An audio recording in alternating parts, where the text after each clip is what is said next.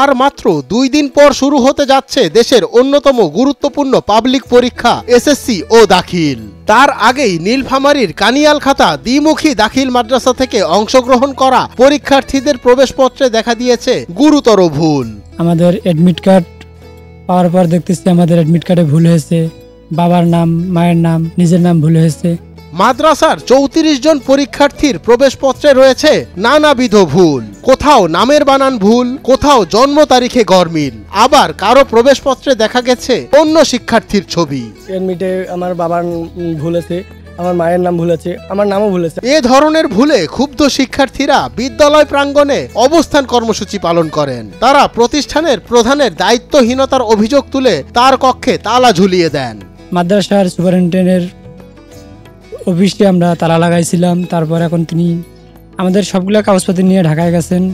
এখন দেখি কি হয়। আমাদের এসএসসি পরীক্ষার আছে বাকি আছে 2 দিন বাকি।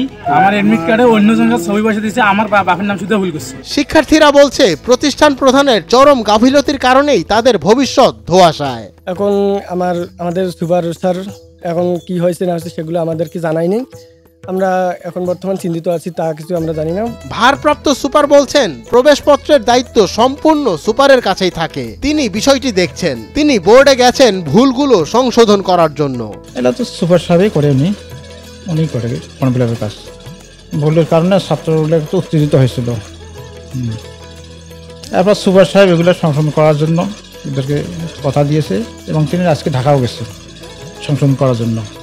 জেলা শিক্ষা অফিসার হাফিজুর রহমান বলেন প্রবেশপত্রে ভুল হওয়ার দায়ভার পুরোটাই প্রতিষ্ঠান প্রধানের। বহু চেষ্টা করিয়া তাকে পেয়ে তাকে এডমিট গুলো তাকে দেওয়ার ব্যবস্থা করছি। ভুল যেগুলো হয়েছে কালকেই আপনার তাকে ঢাকা যাইতে বলছি।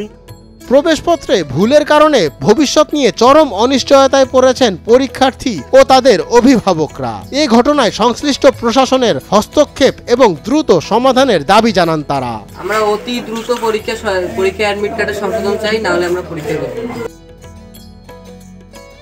মঞ্জুর এ মাওলা, নয়া দিগন্ত।